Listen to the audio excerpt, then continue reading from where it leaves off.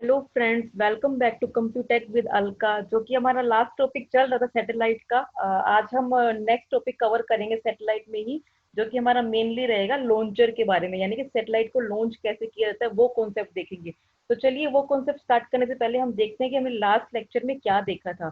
Satellite का basic introduction देखा था, सैटेलाइट क्या होता है, कैसे काम करता है और ये कैसे अर्थ ऊपर टिका रहता है, नीचे क्यों नहीं गिरता है।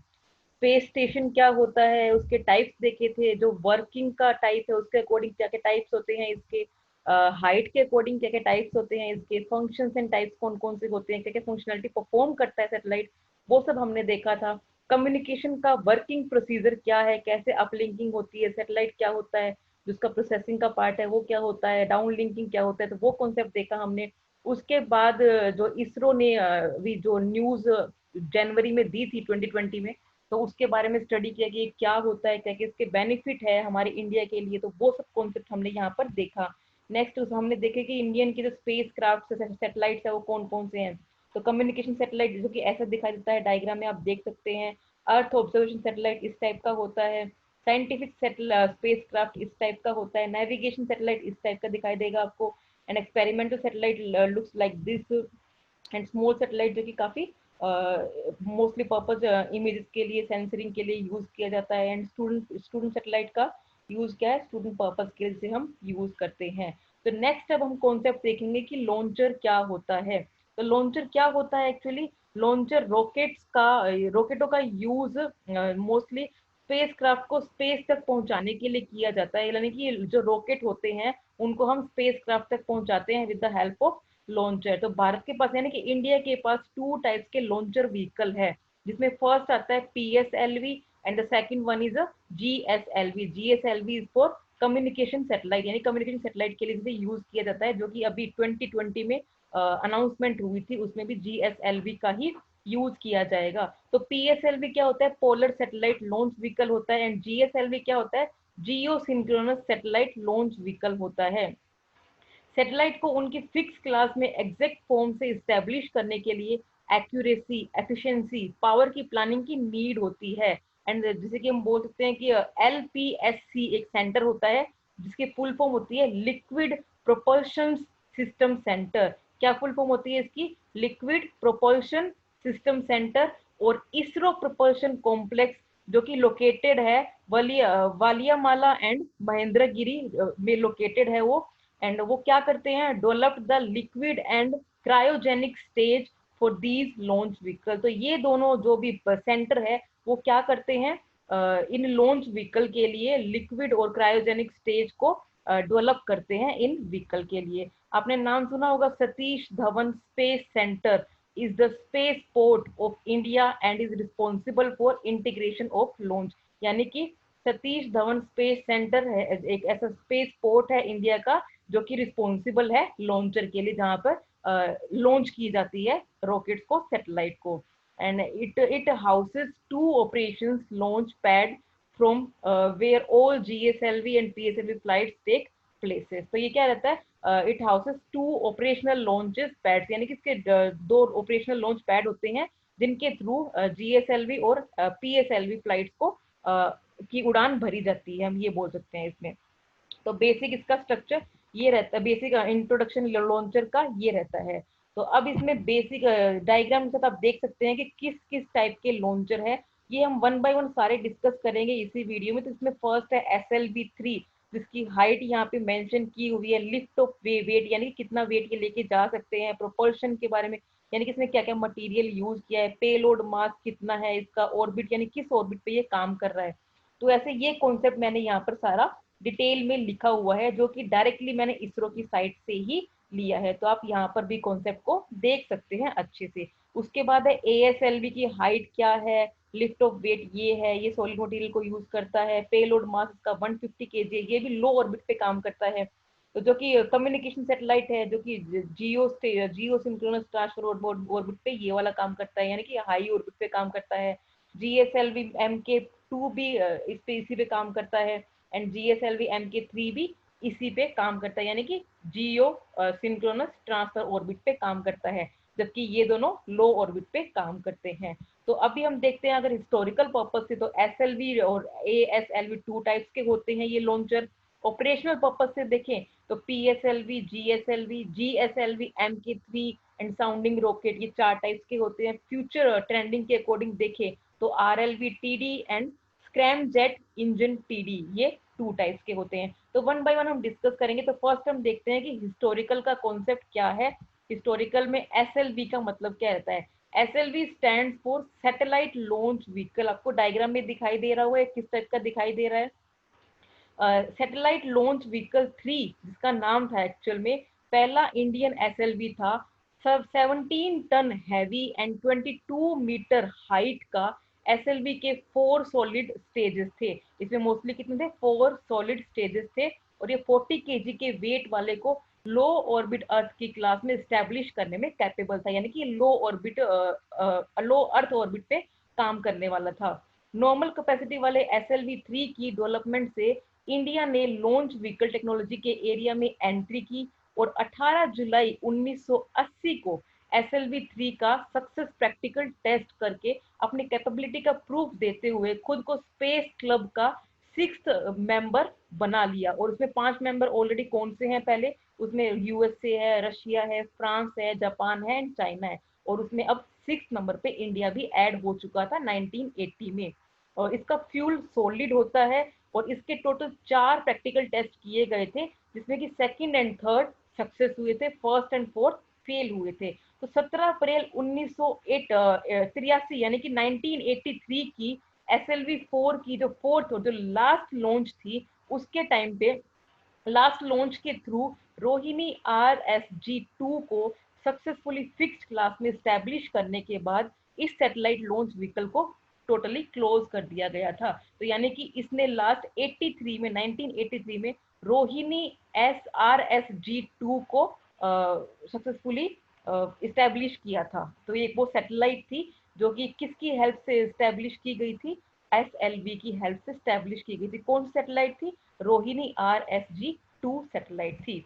अब हम नेक्स्ट देखते हैं ASLV। तो ASLV it first stands for augmented satellite launch vehicle. तो ये एक्चुअली क्या है, it is actually the advancement of SLV-3, यानी कि एडवांस वर्जन है ये SLV-3 का। The ASLV program was designed to augment the payload capacity of approximate 150 kg, यानी कि approximate thrice the SLV था ये, यानी कि 3 गुना ज्यादा था SLV का, जो कि लो ऑर्बिट पे ही काम करता था। इसके टोटल 5 स्टेजेस थे। While building upon the experience gained from the SLV-3 missions, यानी कि जो भी हम एक्सपीरियंस SLV-3 से ले रहे थे, तो ASLV proves to be a low cost vehicle to validate critical technologies।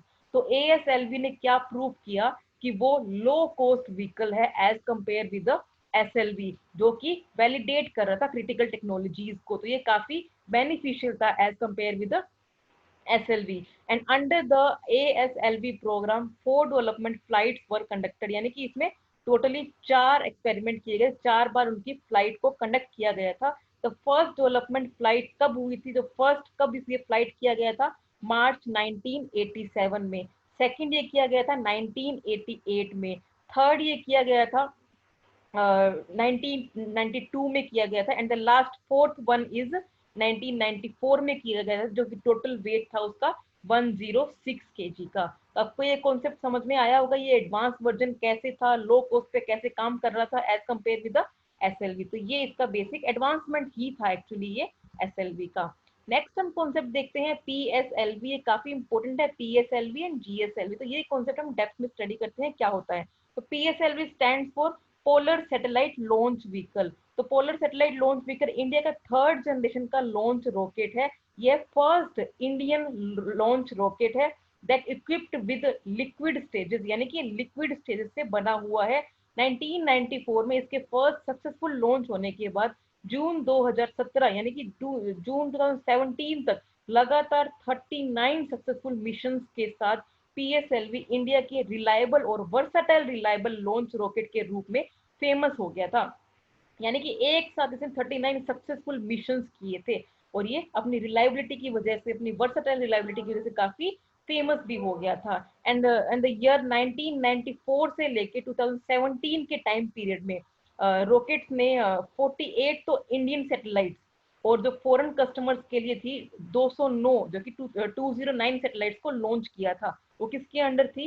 इसी लॉन्च व्हीकल के अंडर थी, यानी कि पीएसएलवी के अंडर थी। तो आप एज्यूम कर सकते हैं कि ये कितना बेनिफिशियल था, कितना फेमस हुआ, कितनी इसने सक्सेस दी। यानी कि इंडिया की 48 सैटेलाइट्स को लॉन्च किया, साथ ही साथ जो फॉरेन कस्टमर्स थे, अब्रॉड के जो कस्टमर्स थे, उनके भी 209 सैटेलाइट्स को लॉन्च किया था। And apart from this, rocket ने सक्सेसफुली 2 स्पेसक्राफ्ट 2008 में, जो चंद्रयान की हम बात करें, चंद्रयान 1 को भी लॉन्च किया था, और उसके बाद मार्स ऑर्बिटर स्पेसक्राफ्ट को भी लॉन्च किया था, जो कि 2013 में किया गया था। तो आप समझ सकते हैं इसका कितना ज्यादा यूज हुआ है। और अगर हम इसकी व्हीकल स्पेसिफिकेशन के बारे में बात करें तो इसकी हाइट है 44 मीटर की। इसमें 4 स्टेजेस का यूज किया गया है। लिफ्ट ऑफ मास यानी कि 320 टन तक ये वेट ले सकता है। इसके अलग अलग टाइप्स कौन कौन से थे? पीएसएलवी जी था, पीएसएलवी सीए था, एंड पीएसएलवी एक्सएल था। फर्स्ट ये कब फ्लाइट किया गया था? 1993 में किया गया था। तो अब हम नेक्स्ट डिस्कस करते हैं पीएसएलवी की टेक्निकल स्पेसिफिकेशन। क्या क्या इसके टेक्निकल स्पेसिफिकेशन है, जो कि मैंने यहाँ एरो में मेंशन किए हुए हैं। जो बॉटम वाला एरो है वो शो कर रहा है आपको यहाँ पे स्ट्रैप ऑन मोटर्स को। सेकंड वाला फर्स्ट, ये सेकंड स्टेज, ये थर्ड स्टेज, ये fourth stage, and the last one top most पे क्या है? पे लोड टू सब जियो स्टेशनरी ट्रांसफर ऑर्बिट। तो ये एरो इसी को स्पेसिफाई कर रहे हैं।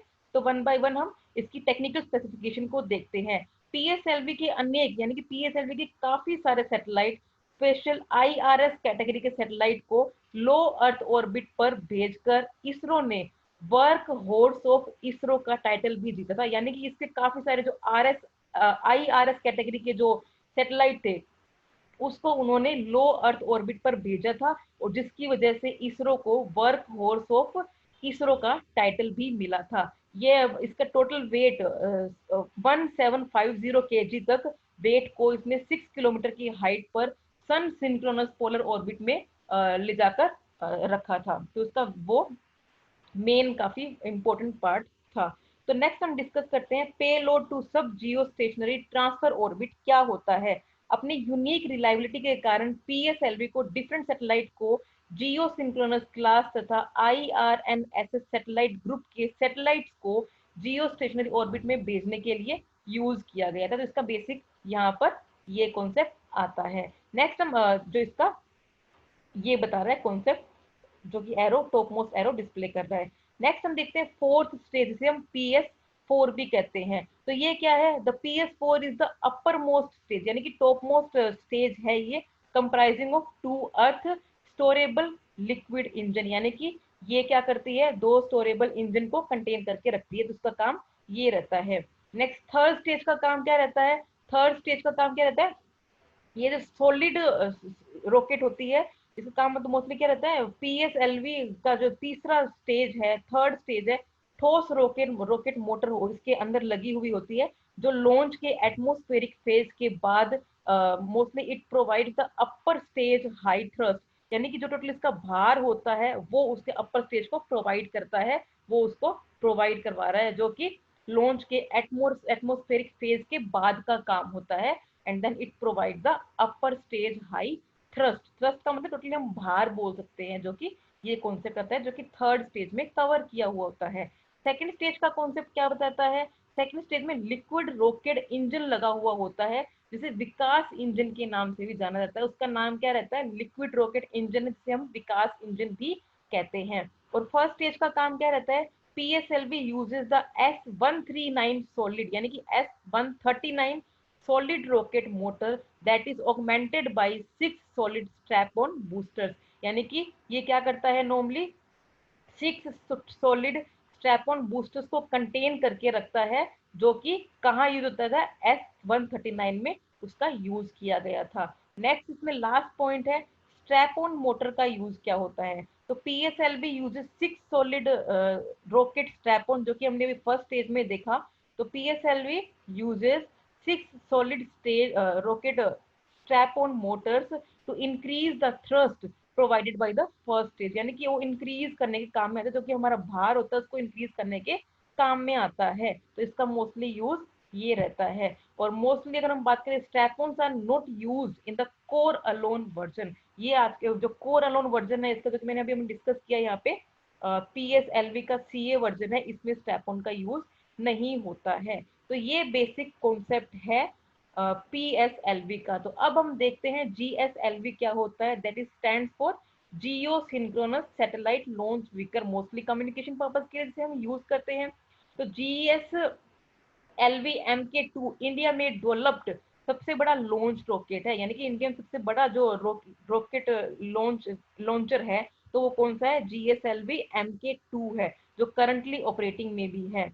And this fourth generation launch, यानी कि फोर्थ जनरेशन का है ये launch vehicle, is a 3 stages vehicle with 4 liquid strap-on. यानी कि इसमें क्या है, 3 स्टेजेस है और 4 लिक्विड स्ट्रैप-ऑन्स है। और from January 2014 the vehicle has achieve 4 consecutive successes, यानी जनवरी 2014 के बाद इसने काफी सक्सेस हासिल की है। और इसकी हाइट क्या है? 49.13 मीटर की है। स्टेजेस यहाँ पे 3 यूज किए गए हैं। लिफ्ट ऑफ मास, यानी कि आप देख सकते हैं कि कितना वेट ये कंटेन करके रख सकता है। और ये फर्स्ट फ्लाइट कब हुई थी इसकी? 2001 में हुई थी। तो अब हम इसके टेक्निकल स्पेसिफिकेशन देखते हैं, वो क्या होते हैं। ये मैंने यहाँ एरो मेंशन किए हैं, जो टॉप मोस्ट एरो है वो डिस्प्ले कर रहा है यहाँ पर, पे लोड टू GTO एंड पे लोड टू LEO। नेक्स्ट यहाँ पे थर्ड स्टेज है, नेक्स्ट यहाँ पे ये सेकंड स्टेज है, ये फर्स्ट स्टेज है, and this one is a strap on motor. तो पेलोड GTO क्या करता है, जो कि जो इसमें मेंशन किया है 2500 kg। तो इसका मतलब क्या है? GSLV primary payloads are in set class of communication satellite that operates from geostationary orbit and hence the place in a GTO by GSLV। तो इसका नॉर्मली काम क्या रहता है? ये क्या है? इन set class of communication satellite है। इन सेट का मतलब इंडियन नेशनल सैटेलाइट है, जो कि कम्युनिकेशन सैटेलाइट के लिए यूज किया जाता है। और जो कि कहाँ से ऑपरेट किया जाता है? जियो स्टेशनरी ऑर्बिट से ऑपरेट किया जाता है, और जिसको GSLV की हेल्प से GTO में प्लेस कर दिया जाता है। नेक्स्ट इसमें है payload to LEO 5000 kg। Further जो इसका एडवांसमेंट है, GSLV capability to place up to 5 ton, यानी कि ये अगर हम इसे लो ऑर्बिट पर प्लेस करना चाहते हैं तो 5000 टन तक भी प्लेस कर सकते हैं। और 2500 टन तक हम कहाँ प्लेस कर पा रहे हैं? हाई ऑर्बिट पर प्लेस कर पा रहे हैं। नेक्स्ट इसमें थर्ड जो स्टेज है वो क्या बता रही है? Third stage CUS stand for cryogenic upper stage, यानी कि क्रायोजेनिक अपर स्टेज की फुल फॉर्म होती है। ये किसके अंडर, थर्ड स्टेज किसके अंडर डेवलप हुई है? ये इसी के अंदर डेवलप हुई, जिसे बोलते हैं हम क्रायोजेनिक अपर स्टेज प्रोजेक्ट है। ये एक ऐसा जिसके अंदर थर्ड स्टेज को डेवलप किया गया है। And this the cryogenic engine 7.5 is India's first cryogenic engine. तो इसके अंदर क्रायोजेनिक इंजन लगा हुआ था, जिसका नाम था CE 7.5, यानी कि क्रायोजेनिक इंजन 7.5 इंडिया का फर्स्ट क्रायोजेनिक इंजन था। तो वो यहाँ पर यूज किया गया है। तो नेक्स्ट है सेकंड स्टेज। सेकंड स्टेज में वही सेम कॉन्सेप्ट आ रहा है, PSLV वाला विकास इंजन का यूज किया गया था। वो सेम वही कॉन्सेप्ट है, वही सेम कॉन्सेप्ट यहाँ पर फर्स्ट स्टेज में GSLV का यूज किया गया है, जो कि वहां पर PSLV में यूज किया गया था। नेक्स्ट इसमें है strap on motor. Strap on motor में 4 liquid engine strap on use किए गए हैं GSLV में, और जो कि PSLV का डेरिवेशन है, यानी कि एडवांस वर्जन है, जो कि हम इसे बोल सकते हैं। और एक इसमें विकास इंजन का भी साथ में यूज किया गया है।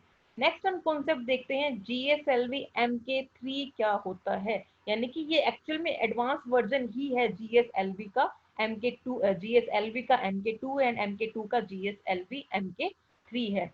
तो GSLV-MK3 chosen to launch Chandrayaan 2 spacecraft, यानी कि इसे चूज किया गया चंद्रयान 2 स्पेसक्राफ्ट को लॉन्च करने के लिए, and is a 3 stage heavy lift launch vehicle developed by the ISRO। और हम कह सकते हैं कि 3 स्टेज हैवी लिफ्ट व्हीकल था, यानी कि यहाँ पर 3 स्टेज का यूज किया गया था। And the vehicle has 2 solid strap-on, यहाँ पर 2 तो सॉलिड स्ट्रैप-ऑन थे, and a core liquid booster and a cryogenic upper stage भी यहाँ पर यूज किया गया था। यहाँ पे यानी कि 2 तो क्या थे? सॉलिड स्ट्रैप-ऑन थे, एक कोर लिक्विड बूस्टर था, और एक क्या था? क्रायोजेनिक अपर स्टेज का यूज किया गया था। GSLV Mk3 is designed to carry 4 ton class of satellite into जो हाई जो ऑर्बिट होता है उसमें प्लेस करने के लिए, यानी कि ये कैरी कर सकता था अप्रोक्सीमेट 4 टन का वेट। एंड अबाउट अगर लियो की बात करें, लो ऑर्बिट की बात करें, तो अप्रोक्सीमेट 10 टन तक ये वेट कंटेन कर सकता था। तो फर्स्ट एक्सपेरिमेंट फ्लाइट ऑफ इसकी कब हुई थी, जो कि मैंने यहाँ जिस फ्लाइट का नाम क्या था एक्चुअली ये, तो उस फ्लाइट का नाम ये था LVM-3X/केयर। तो इस मिशन का इसी के थ्रू किया गया, लॉन्च किया गया, GSLV Mk3 के थ्रू लॉन्च किया गया, जो कि कहाँ से किया गया, श्री हरिकोटा से किया गया, 2014 में किया गया, जो कि काफी सक्सेसफुली रहा था। और उसके बाद GSLV Mk3 D1 D2 M1 इनको लॉन्च किया गया 1 by 1। और किन्हीं के थ्रू किया गया इनको, GSLV Mk3 के थ्रू किया गया। तो इसमें क्या क्या हुआ था, ये भी सक्सेसफुली डेवलप किया गया था, लॉन्च किया गया था, जिसे हमने हाई ऑर्बिट पे, हाई अर्थ ऑर्बिट पे प्लेस किया था, जो कि 2017 में किया था। ये भी श्री हरिकोटा से ही हुआ था, क्योंकि वहीं से सारे लॉन्चर लॉन्च किए जाते हैं। नेक्स्ट इसमें D2 आया था, जो कि सेकंड डेवलपमेंट फ्लाइट थी Mk3 की, सक्सेसफुली लॉन्च किया गया था जिसके थ्रू लॉन्च किया गया था GSAT-29 को। और इसके थ्रू GSAT-19 को लॉन्च किया गया था, इसके थ्रू GSAT-29 को लॉन्च किया गया था, जो कि हाई थ्रूपुट कम्युनिकेशन पर्पज के लिए किया गया था, जो कि 2018 में किया गया था नवंबर में, और इसे 2017 के जून में किया गया था। एंड द लास्ट वन आता है GSLV Mk3 M1, सक्सेसफुली जो चंद्रयान 2 की हम बात करते हैं, वो इसके थ्रू किया गया था। इंडिया का सेकंड लूनर मिशन था in the earth parking orbit, जिसे हमने लास्ट ईयर ही लॉन्च किया था, जो कि जुलाई में किया था 2019 में, from Satish Dhawan space centre, जो कि श्री हरिकोटा में है। तो इसके व्हीकल स्पेसिफिकेशन की अगर बात करें, तो इसकी हाइट है 43.43 मीटर, व्हीकल डायमीटर इसका 4.0 मीटर का है, नंबर ऑफ स्टेज यहाँ पे 3 स्टेज का यूज किया जाता है, लिफ्ट ऑफ मास यानी कि 640 टन, आप अज्यूम कर सकते हैं कितना बड़ा जो वेट है इसका, ये कंज्यूम करके रखते हैं। नेक्स्ट हम इसमें देखते हैं इसकी टेक्निकल स्पेसिफिकेशन कौन कौन सी होती है। तो इसमें फर्स्ट आता है पे लोड टू GTU, यानी कि 4000 kg तक का ये वेट ले सकता है इसके अंदर। नेक्स्ट इसमें अगर हम इसका वो GTO में अगर 4000 वेट ले रहा है, तो यानी कि ये हाई जो बोल रहे हैं अर्थ ऑर्बिट की बात कर रहा है यहाँ पे, और ये लो ऑर्बिट पर 8000 वेट तक जा सकता है। नेक्स्ट में क्रायोजेनिक अपर स्टेज का यूज किया गया है, जो कि डेवलप किसके थ्रू की गई है, लिक्विड प्रोपल्शन सिस्टम सेंटर के थ्रू डेवलप की गई है, जो कि हमने ऑलरेडी डिस्कस किया हुआ है कि ये क्या होते हैं। एंड द नेक्स्ट इसमें आता है सॉलिड रॉकेट बूस्टर S200। तो ये क्या कहता है, ये S200 सॉलिड रॉकेट बूस्टर को यूज करता है, जो कि प्रोवाइड करते हैं ह्यूज अमाउंट का थ्रस्ट, जो कि रिक्वायर्ड होता है लिफ्ट ऑफ करने के लिए। यानी कि ये क्या करते हैं, 2S200 को यूज करते हैं रॉकेट, सॉलिड रॉकेट बूस्टर के अंदर, जो कि हमें प्रोवाइड करवाते हैं ह्यूज अमाउंट का भार उठाने के लिए, ह्यूज अमाउंट का थ्रस्ट जो कि रिक्वायरमेंट होती है भार उठाने के लिए, तो वो इसका यूज करते हैं। जो कि डेवलप कहाँ होते हैं, विक्रम साराभाई स्पेस सेंटर पे इन्हें डेवलप किया जाता है। S200 को कहाँ डेवलप किया जाता है, विक्रम साराभाई स्पेस सेंटर में डेवलप किया जाता है। नेक्स्ट इसमें लास्ट आता है कोर स्टेजेस कौन सी होती है। कोर स्टेजेस क्या होता है, L110 लिक्विड स्टेजेस होती है, जिसमें ये क्या होता है, कौन सी स्टेज होती है ये, तो जो ये है L110 liquid stage is powered by 2 Vikas engine design, जो कि हमने PSLV एंड GSLV में भी डिस्कस किया था। तो यहाँ पर 2 विकास इंजन का यूज किया गया है, डिजाइन किया गया है, उन्हें डेवलप कर डिजाइन किया गया है, उन्हें डेवलप किया गया है। और किसके अंदर डेवलप किया गया है, लिक्विड प्रोपल्शन सिस्टम सेंटर के अंदर ही इसे डेवलप किया गया है। आई होप कि आपको ये कॉन्सेप्ट क्लियर हुआ होगा। अब हम डिस्कस करते हैं साउंडिंग रॉकेट क्या होता है। Sounding rocket are 1 or 2 stage solid rocket use for probing the upper atmospheric region and for space research. तो ये नॉर्मली क्या करता है, एक 1 or 2 स्टेजेस का रॉकेट होता है, जो कि जांच करने के लिए होता है एटमोस्फेयर का, रीजन का, स्पेस रिसर्च का।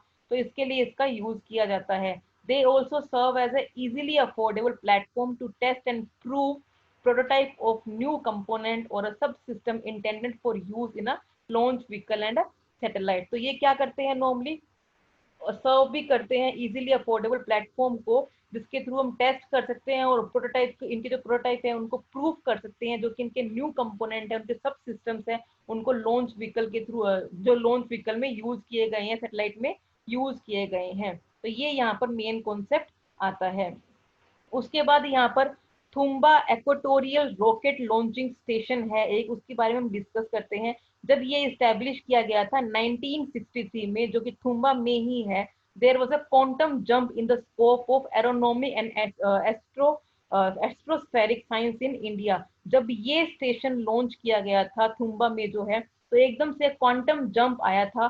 किस साइंस के जो एनवायरनमेंट की हम बात कर रहे हैं, कहाँ पर ये क्वांटम चेंजेस आए थे, एरोनॉमी की एरिया में आए थे, एस्ट्रोफेरिक साइंस की एरिया में ये एकदम से चेंज आया था। तो ये काफी बेनिफिशियल था अपने इसरो के लिए। The launch of the first sounding rocket from Thumba near Thiruvananthapuram Kerala में हुआ था ये, जो कब हुआ था, नवंबर में 1963 में हुआ था, और इसे मार्क किया गया था as a beginning of the Indian space program. तो आप अज्यूम कर सकते हैं इसके थ्रू हमारे जो ये पीक, जो भी हम बोल सकते हैं एडवांसमेंट की टेक्नोलॉजी में एकदम हाइक हुआ था, क्वांटम जंप हुआ था। तो ये कब डेवलप हुआ था, कब लॉन्च हुआ था, 1963 में हुआ था, केरल में हुआ था, जो कि एज अ मार्क किया गया beginning of the Indian space program. तो इसरो ने, जो कि हम बोल सकते हैं स्वदेशी रूप से बने हुए जो रॉकेट होते हैं, तो उनकी लॉन्च की शुरुआत कब की थी, 1965 में इनको शुरू कर दिया था। आई होप कि आपको ये सब कॉन्सेप्ट अच्छे से क्लियर हो गया होगा साउंडिंग रॉकेट के बारे में, ये क्या होता है और कैसे ये एकदम से पीक यानी कि एकदम से जंप किया, एकदम से क्वांटम जंप यहाँ पर आया था। नेक्स्ट हम डिस्कस करते हैं जो कि फ्यूचर का एक्चुअली है, ये RLV-TD क्या होता है। तो ये क्या होता है, रीयूजेबल लॉन्च व्हीकल है। इसकी फुल फॉर्म क्या है, reusable launch vehicle technology demonstrator. तो ये क्या करता है, RLV-TD स्पेस में कम कॉस्ट पर रीच करने में हेल्प के लिए कंप्लीटली रीयूजेबल रॉकेट के लिए इंपॉर्टेंट टेक्नोलॉजी में डेवलप करने की ओर इसरो के एफर्ट्स में से सबसे अधिक, सबसे इंपॉर्टेंट चैलेंजिंग टेक्नोलॉजी एफर्ट्स है। यानी काफी इंपॉर्टेंट है, रीयूजेबल टेक्निक के पर्पज से, रीयूजेबिलिटी के अकॉर्डिंग ये काफी बेनिफिशियल है। The configuration of this is similar to that of an aircraft and combine the complexity of both launch vehicle and aircraft. तो इसमें क्या है, नॉर्मली कॉन्फ़िगरेशन इसकी कैसे है, जो कि एयरक्राफ्ट की होती है सेम वैसी ही है, और ये कंबाइन करता है कॉम्प्लेक्सिटी को, किस किसी कॉम्प्लेक्सिटी को कंबाइन करने का काम करता है ये, जो लॉन्च व्हीकल है और एयरक्राफ्ट है, उन दोनों की कॉम्प्लेक्सिटी को कंबाइन करता है। The RLV-TD has been configured to act as a flying test to evaluate various technology। तो इसे एज अ फ्लाइंग टेस्ट भी यूज किया गया था, जो कि वेरियस टेक्नोलॉजीज में यूज किया गया, जैसे कि हाइपरसोनिक फ्लाइट हो गया, ऑटोनोमस लैंडिंग हो गया, पावर्ड क्रूज फ्लाइट हो गया, तो उन सब में भी इसका प्रॉपर यूज किया गया है। And in future this vehicle will be scaled up to become the first stage of India's reusable two-stage orbital launch vehicle। और फ्यूचर में ये काफी फेमस हो जाएगा, और यानी कि बोल सकते हैं कि फर्स्ट स्टेज हो जाएगी इसकी एज अ रीयूजेबल व्हीकल में इसे यूज करने के लिए। तो ये काफी पॉपुलर होगा इसमें। अगर इसकी अचीवमेंट की हम बात करें, तो RLV-TD वो सक्सेसफुली फ्लाइट टेस्टेड, ये 2016 में सक्सेसफुली टेस्ट किया गया श्री हरिकोटा से ही, फॉर वैलिडेटिंग पर्पज के लिए, जो भी क्रिटिकल टेक्नोलॉजीज होती है उनको वैलिडेट करने के लिए, लाइक नेविगेशन हो गया, गाइडेंस हो गया, कंट्रोल हो गया, रीयूजेबल थर्मल प्रोटेक्शन सिस्टम हो गया। तो इन सब के लिए इसको टेस्ट किया गया था 2016 में, वैलिडेट किया गया था, वैलिडेशन पर्पज के लिए इसको टेस्ट किया गया था, जो कि काफी सक्सेसफुली साबित हुआ था। लास्ट हमारा टॉपिक है इसमें, स्क्रैमजेट टीडी क्या है। तो अब इसके बारे में हम देखते हैं। ये एक फर्स्ट एक्सपेरिमेंट मिशन है इसरो का, scramjet engine towards the realization of an air breathing propulsion system. तो ये क्या है, फर्स्ट एक्सपेरिमेंट है, किससे रिलेटेड है ये, एयर ब्रीथिंग प्रोपल्शन सिस्टम से है, रिलेटेड है, जो कि 2016 में सक्सेसफुली कंडक्ट किया गया था। कहाँ से कंडक्ट किया गया था, सतीश धवन स्पेस सेंटर श्री हरिकोटा से, क्योंकि वहीं से सारी फ्लाइट जो रॉकेट्स है, सैटेलाइट है, उनको लॉन्च किया जाता है। And after a flight of about 300 second, यानी कि जब 300 सेकंड तक वो फ्लाइट करता रहा, उसके बाद the vehicle touches down down to the Bay of Bengal, यानी कि उस व्हीकल ने बे ऑफ बंगाल को टच किया एंड अप्रोक्सीमेट 320 किलोमीटर, जो कि श्री हरिकोटा से दूर था।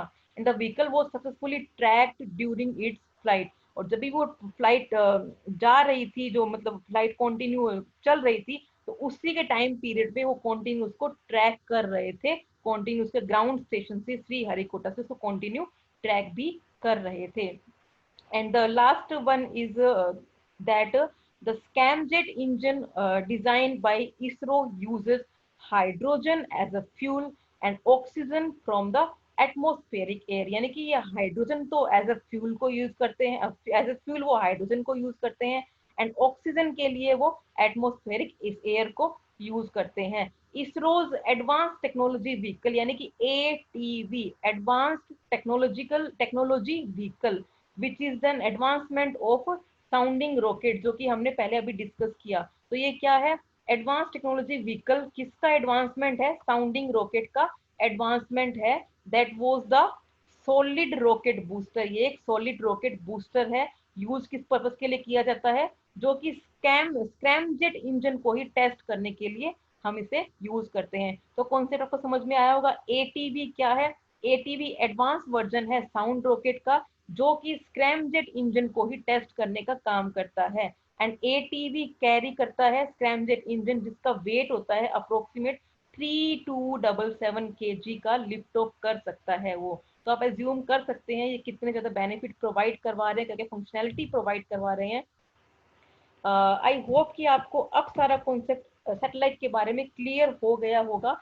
इससे रिलेटेड मैंने प्रीवियस वीडियो में भी आपसे ये क्वेश्चंस डिस्कस किए थे। इसमें मैंने add on one question add किया है, जो कि क्या बता रहा है, last question, where the rockets launch vehicle are made, यानी कि रॉकेट्स और लॉन्च व्हीकल्स कहाँ बनाए जाते हैं।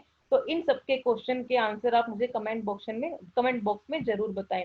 अगर इस टॉपिक से रिलेटेड आपको कोई क्वेरी है, तो आप मुझसे डायरेक्टली डील कर सकते हैं with the help of comment section. और आप feel free to ask anything. और अगर आपको मेरा वीडियो अच्छा लगा हो तो लाइक करें, शेयर करें, सब्सक्राइब करें एंड कमेंट करना ना भूलें। Thank you.